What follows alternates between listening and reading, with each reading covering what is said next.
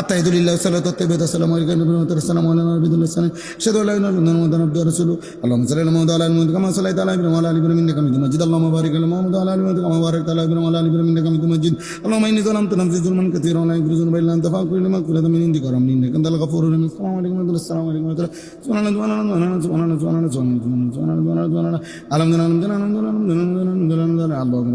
রাহমাতুল্লাহি আল্লাহুম্মা আমিন রব্বানা যালামনা আনফুসানা ওয়া লা তাগফির লানা লানাকুনান্না মিনাল খাসিরিন বিরহমাতিকা ইয়া আরহামার রাহিমিন খালাস কুল্লু খালাস উড়ে গেলাইলো। আর এটা জাপানি মেশিনে নামাজ,